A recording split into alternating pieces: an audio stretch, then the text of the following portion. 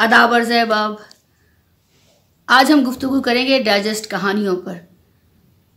Digest कहानियाँ हमारे बहुत सारे अहबाब पूछते रहते हैं पुराने डाइजेस्ट के बारे में। जो हमारे यहाँ बहुत सारे डाइजेस्ट शाया होते थे उनके बारे में बहुत सारे अहबाब पूछते रहते हैं और बहुत सारे उनमें सिलसिले चलते थे, वो अभी तक डाइजेस्ट के क़ारीन को याद हैं। दौर हाज़िर में हमारे बहुत सारे डाइजेस्ट मादूम हो चुके हैं, लेकिन जो डाइजेस्ट से मोहब्बत करने वाले लोग हैं और उनके क़ारीन जो उनकी कहानियों को अभी तक याद रखे हुए हैं और उन्हीं सिलसिलों को दोबारा पढ़ना भी चाहते हैं हमारे बहुत सारे क़ारीन। तो ज़िंदा किताबें के उन्वान से एटलांटिस पब्लिशर्स ने ये सिलसिला शुरू किया है और ज़िंदा किताबें की अब तक बहुत सारी कुतुब मंजर आम पर आ चुकी हैं। और राशिद अशरफ साहब ने ये कारनामा किया है कि बहुत मोहब्बत से और बहुत मेहनत से 4 जिल्दों पर डाइजेस्ट कहानियाँ जमा की हैं। वो डाइजेस्ट कहानियाँ जमा की हैं जो क़ारीन में बहुत मकबूल रहीं और उनको दोबारा पढ़ना चाहते थे। कुछ कहानियाँ मैंने नहीं पढ़ी थी। ज़ाहिर है बहुत सारे डाइजेस्ट हमारे बचपन में आते थे, हमें इतनी समझ नहीं थी उस वक्त और अब मादूम हो चुके हैं। तो मगर उन कहानियाँ जो उनमें शाया होती थी उनका शोहरा अभी तक हम सुनते हैं। तो उनको पढ़ने की एक जस्तुजू जो थी वो मेरे दिल में थी कि मैं उन कहानियों को पढ़ूँ कि उनकी क्यों तारीफ़ें की जाती हैं।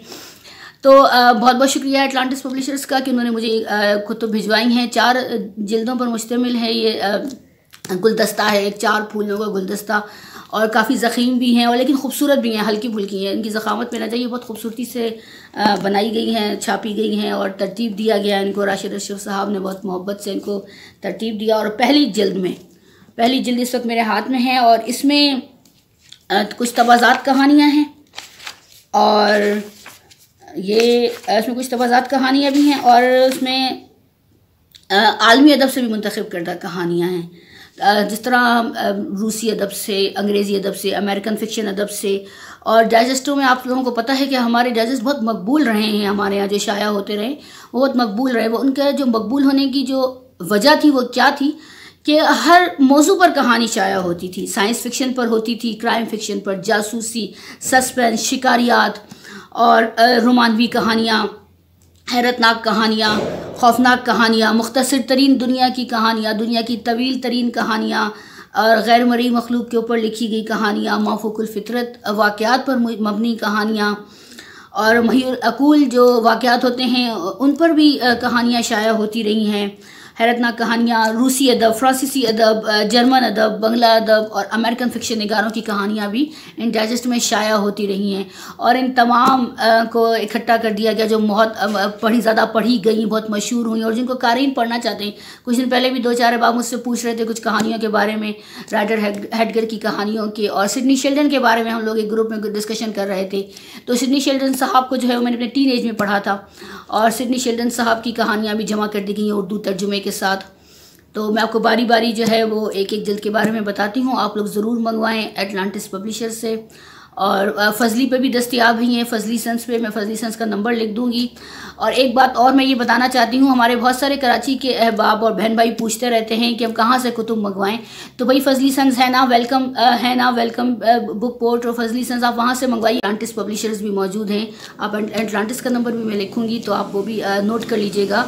जो बुक लवर्स हैं उनके तो फ़ोन्स में जो है वो नंबर्स होने चाहिए, तो आप लोग ज़रूर फ़ोन नंबर सेव कीजिए और व्हाट्सएप पे आप लोग अपना ऑर्डर बुक करा सकते हैं ऑनलाइन घर पे जी। तो डाइजेस्ट कहानियाँ सिलसिले की जो पहली किताब है उसमें कुछ तवाज़ात कहानियाँ हैं और कुछ आलमी फ़िक्शन से मुंतखब की गई हैं, उनके तराजुम हैं आलमी फ़िक्शन के और बहुत दिलचस्प बहुत मज़ेदार कहानियाँ हैं। और पेश लफ्ज़ जो है वो उस्मान काजी साहब ने दमिश्क से लिखा है और बहुत ज़बरदस्त पेश लफ्ज़ है। मैं इस पेश लफ्ज़ को भी शेयर करना चाहूँगी और उस्मान काजी साहब ने बहुत मज़ेदार जो है वो गुफ्तगू की है पेश लफ्ज़ के ज़रिए। उर्दू अदब के सुतीले बहन भाई इसका उन्वान है और बहुत अच्छा ये पेश लफ्ज़ है। राशिद अशरफ साहब ने भी बताया है कि उन्होंने कितनी मेहनत की, उन्होंने भी अपनी तफसीलात बताई हैं। एक मज़मून, छोटा सा मज़मून लिख करके उन्होंने कितनी मेहनत से कहानियाँ जमा की हैं और बहुत दिलचस्प हैं। पहली जिल्द भी बहुत अच्छी मज़ेदार कहानियाँ हैं इसमें। दूसरी जिल्द में साइंस फ़िक्शन से कहानियाँ मुंतखब की गई हैं। जो साइंस फ़िक्शन कहानियाँ लिखी गई हैं आलमी अदब में वो मुंतखब की गई हैं और बहुत ज़बरदस्त हैं। वादी खामोश, मार्था केट, जिंदा खुलिए, काली आँखें, रिप्ले, छू मंतर, ये तराजुम हैं और बहुत अच्छे तराजुम हैं। मुझे तवक्को नहीं थी میں سچ کہوں کہ تراجم پڑھتے ہوئے تھوڑا سا میں کنفیوز ہو جاتی ہوں، پتہ نہیں یہ کیا لکھا ہوگا اصل میں، انہوں نے شاید بدل تو نہیں دیا، لیکن بہت اچھے عمدہ تراجم ہیں اور بہت ایک سیکوینس کے ساتھ میں ہیں، تو مجھے بہت خوشی ہوئی پڑھ کے، بہت مجھے مزہ آیا پڑھ کے، اور دل و دماغ کو جو جلا ملتی ہے مطالعے سے، وہ سائنس فکشن پڑھ کے کہانیاں بہت مزہ آیا، عالمی ادب سے منتخب کی گئی ہیں۔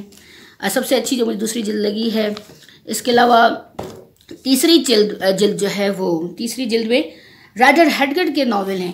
رائڈر ہیڈگرڈ کے ناول جو ہے وہ میں نے نہیں پڑھے تھے، سچ بات ہے کیا، تو ان کے اتنا کچھ پڑھے تھے ماشاءاللہ، ہم نے ابن صفی کو پڑھا تو ہم کہتے تھے اب ہم اور کس کو پڑھیں۔ اگاتھا کرسٹی مجھے بہت پسند ہے اور سڈنی شیلڈن جیسا کہ میں نے بتایا، لیکن رائڈر ہیڈگرڈ کو جو ہے وہ پڑھنے کا مطلب ہے آپ نے ساری زندگی کے لیے ہے، ہر عمر کے لیے، ہر طبقے کے لیے یہ رائڈر ہیڈگرڈ کی کہانی ہے۔ جیسے ابن صفی کو ہم سب نے انجوائے کیا، اسی طرح رائڈر ہیڈگرڈ صاحب کو بھی۔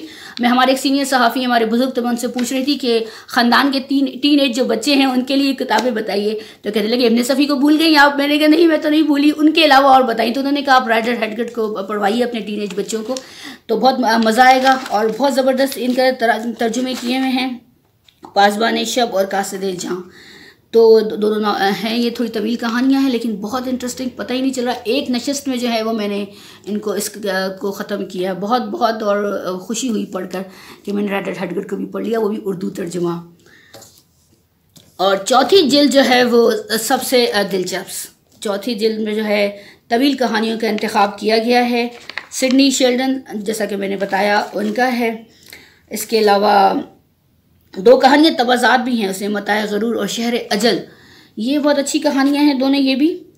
اور سڈنی شیلڈن کا جو ناول کے تراجم ہے وہ ہے ماسٹر آف گیم،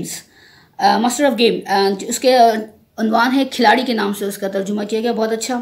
اور امید سحر، اف ٹمارو کمز، تو یہ بہت مزے کے ہیں دونوں ناولز، اور اس کو اردو ترجمہ بھی بہت اچھا کیا گیا ہے، تو بہت مزہ آئے گا پڑھ کے۔ اگر آپ سڈنی شیلڈن کو پڑھنا چاہتے ہیں، انگریزی میں نہیں پڑھنا چاہتے، تو آپ اردو میں پڑھیں اور لطف اٹھائیں۔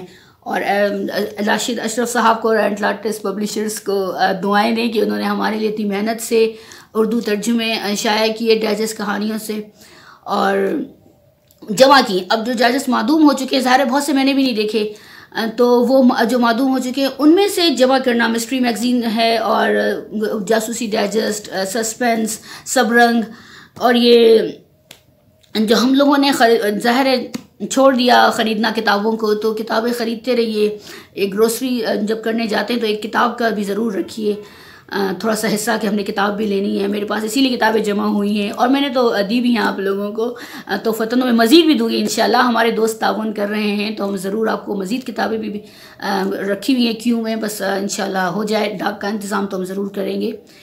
تو یہ منگوائیے 4 جلدیں فضلی لیسنس سے ڈسکاؤنٹ پر مل جائیں گی، اور میں فضلی لیسنس کا نمبر لکھ رہی ہوں۔ سڈنی شیلڈن کو پڑھیے، رائڈر ہیڈگرڈ کو پڑھیے، لطف اٹھائیے، بہت زبردست۔ مجھے افسوس ہے میں نے پہلے کیوں نہیں پڑھا رائڈر ہیڈگرڈ صاحب کو، تو بہت مزہ آیا اردو میں بھی پڑھ کر، اور میں مزید بھی ناول ان کے پڑھوں گی، میں آج سناؤں گی آپ لوگوں کو۔